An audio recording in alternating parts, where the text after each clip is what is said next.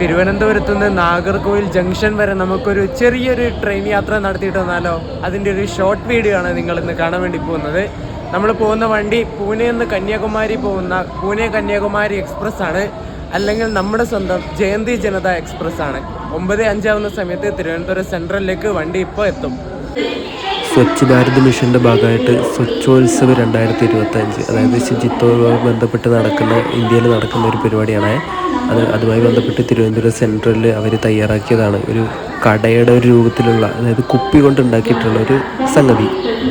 ട്രാക്കിൻ്റെ സൈഡും ട്രാക്കും കാര്യങ്ങളൊക്കെ ക്ലീൻ ചെയ്യുന്നുണ്ട് അവർ. എന്നിട്ട് മറ്റേ കുമ്മായാന്ന് തോന്നുന്നു ഇടുന്നത്. അവിടെ മൊത്തം വഴുക്കലുണ്ട്.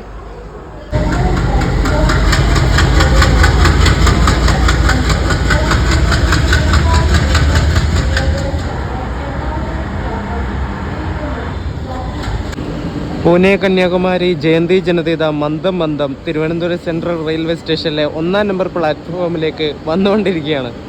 ഈ റോഡ് ലോക്കോ ഷെഡിൻ്റെ ഒരു WP7 ആണ് ലോക്കോ. 30-725 നമ്പർ.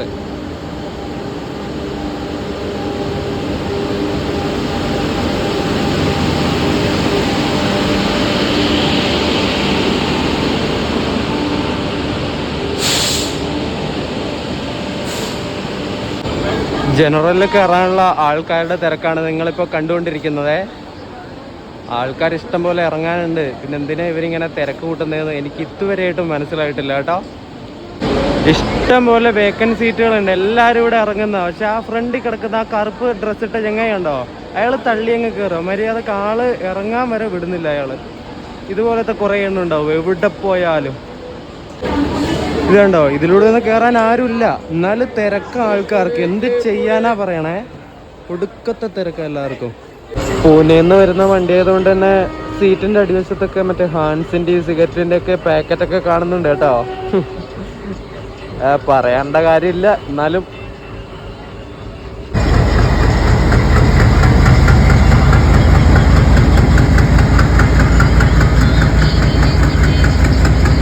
അങ്ങനെ ജയന്തി ജനതക്ക് വന്നിട്ട് നാഗർകോവിൽ ജംഗ്ഷനിൽ എത്തിയിരിക്കുകയാണ്.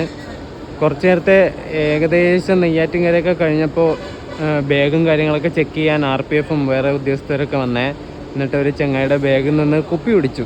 അതായത് വൈറ്റർമാൻ തോന്നുന്നു, മറ്റേ ഇത് 7up ആയിട്ട് മിക്സ് ആക്കിയിട്ടുണ്ടായിരുന്നു. പോലീസുകാരനടുത്ത് കുപ്പിയുടെ അടപ്പ് തുറന്ന് മണപ്പിച്ച് നോക്കിയപ്പോൾ ഇത് പിടികിട്ടി.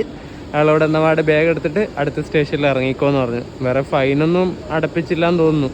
അയാളെ സ്റ്റേഷനിൽ ഇറക്കി വിട്ടു.